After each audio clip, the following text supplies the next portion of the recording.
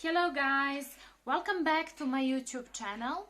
I'm grateful for all of you who have already subscribed to my YouTube channel, but I want to remind you again, don't just watch this video, please like it, share it and subscribe and hit that bell button, because the bell button will give you the notifications whenever I am posting. So in the previous video I discussed global talent stream and I explained you just roughly, what is it, what are the subcategories, and today I will explain the eligibility. So this video should be watched also by potential foreign workers as well as Canadian employers, because this is how you will find out everything you need to know. So I told you in the previous video there are two categories, category A and category B. So in this video we will discuss category A. So for example, for you to be eligible for category A of the global talent stream, you have to be referred by one of stream's designated partners.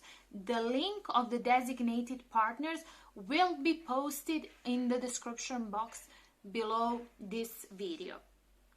And you have to hire, this is for Canadian employers, you have to hire an individual with unique and specialized talent. So again, on the link that I will be posting on the description box below this video, you will find out what that exactly means.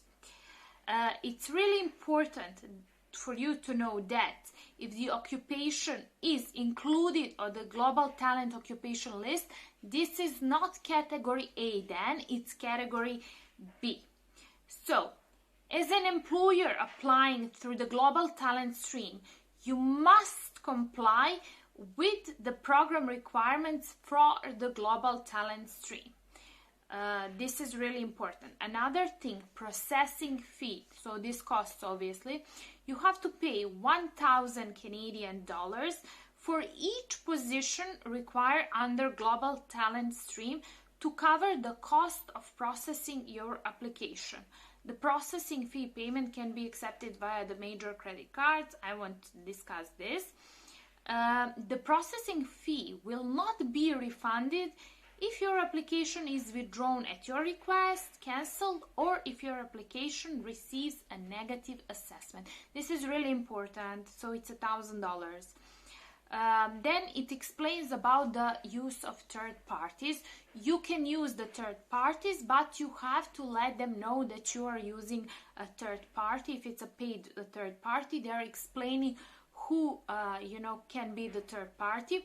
Also, you can have using a third party, unpaid third party, that can be a family member, friend, not-for-profit group, religious organization, etc. In my opinion, if you are new to this, please do not try to do this by yourself if you are not sure what are the steps. It's better to ask, maybe some friends, family members, or some non-profit organization knows how to do it and they will help you. In other cases, the best would be to hire immigration agent. It's not so much expensive. It won't make a hole in your pocket, but it will save you from making some mistakes. So it's really important for you to know, which I already mentioned, if you're an employer, that you need, if you are applying for this global talent stream, you need to have a labor market benefits plan.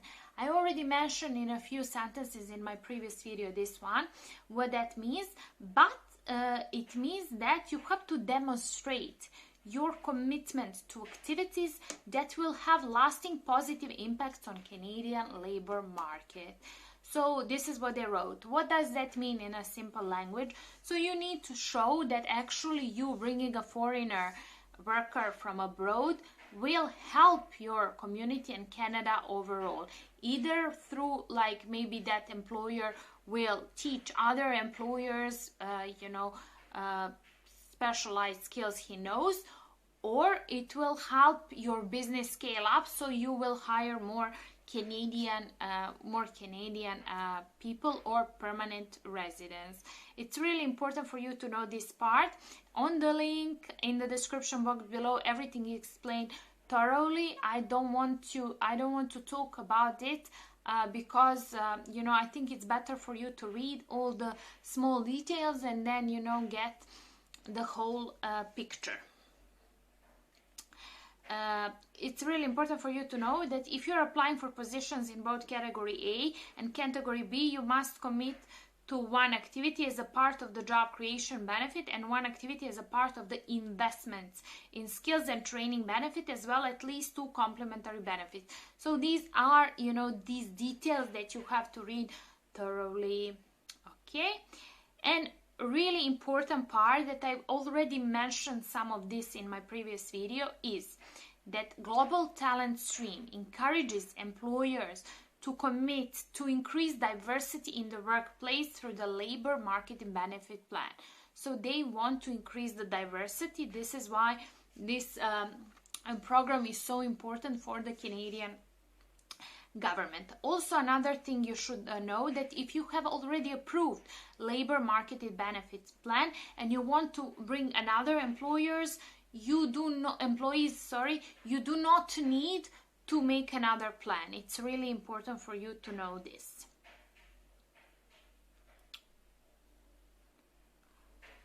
This is really important. If you anticipate applying to the Global Talent Stream for multiple temporary foreign workers over a 12-month period, a labor market benefits plan can be developed based on the forecasted number of positions to be requested, provided that the commitments made in your plan reflect the additional positions sought. It's really important that you know.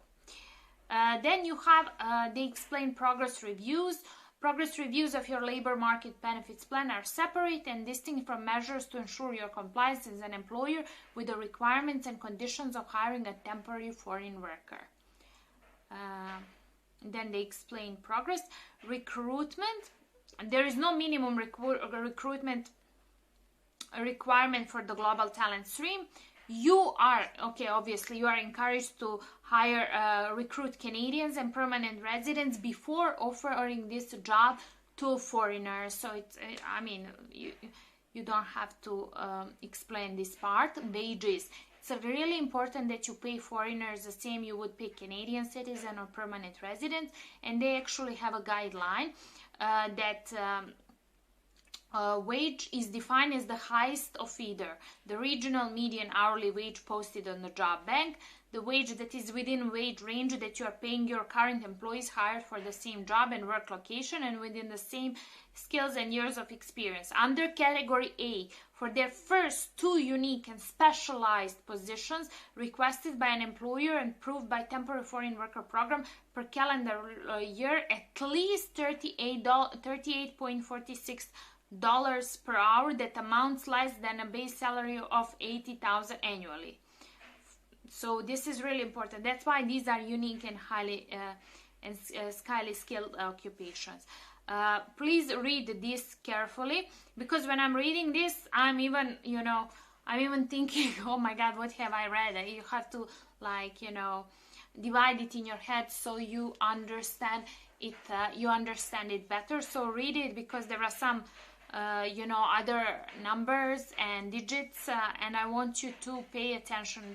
This applies for the Canadian employers, also for a foreign worker, so you know what your rights. If you read this and you have a government who already explained everything, you cannot say, oh, when you come to Canada, oh, they tricked me, or they didn't do this.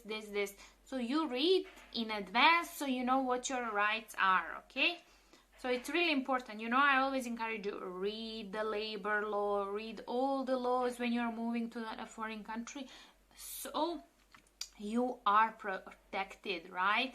It doesn't matter. You can always hire an agent or, lawyer to explain you this. But if you have some knowledge, nobody can trick you, and then you are not going to write me all these emails, oh, I've been tricked by this or that. If you read it, everything is spelled out for you. It's really important for you to read. Okay, so let's see what they say. They're talking about wages, so you can find out what your rights in terms of wages, overtime hours, tips are. Now, job duties and working conditions, it's really important. Employment in most occupations is covered under provincial or territorial legislation that deals with labor and employment standards such as hours of work, compensation, working conditions. So Ministry of Labor, you can go to Ministry of Labor and find out everything you need to know. Again, read, please read. Don't be lazy to read, because this is your life. You know, you need to know what your rights are.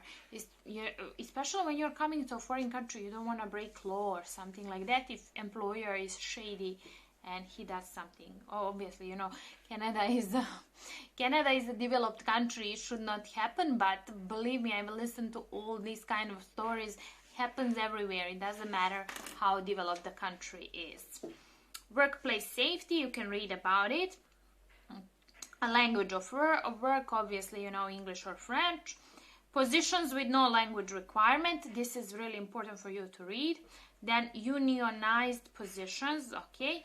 Employer compliance, and then there is a list of designated partners that I said on this link. Eligibility for category A of the global talent stream.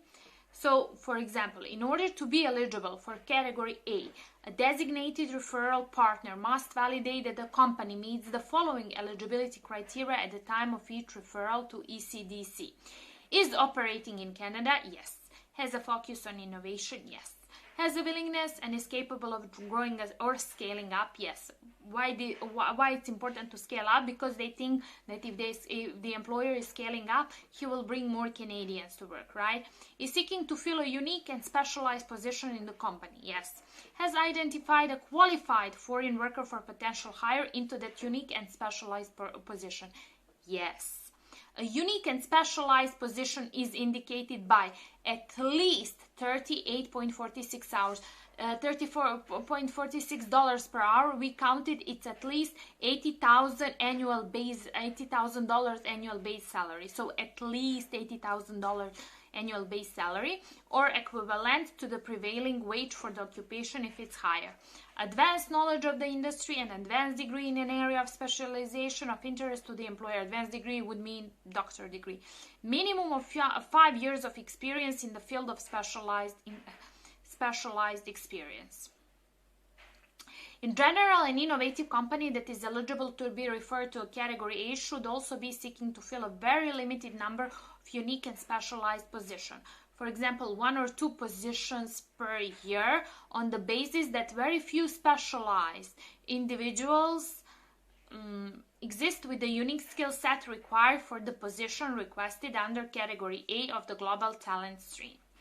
Okay, so there are more explanation here again on the link below. Then you have global occupation list for category B. You have the list of the position with NOC codes, which is really cool, so you can check. So that would be everything for today. I'm already late. I have to meet with my brother. So thank you so much for listening to me. I hope some of Canadian employers who are watching this video will decide to hire a foreign worker, will actually be able to craft a good labor market benefits plan, and will scale up in the future their company, so they will hire more Canadians as well.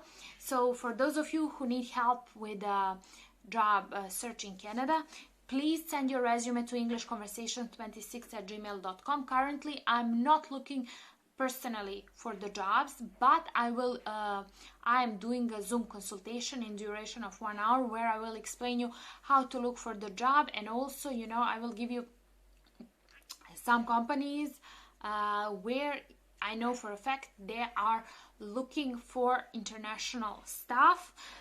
Also, please like, share and subscribe to this YouTube video.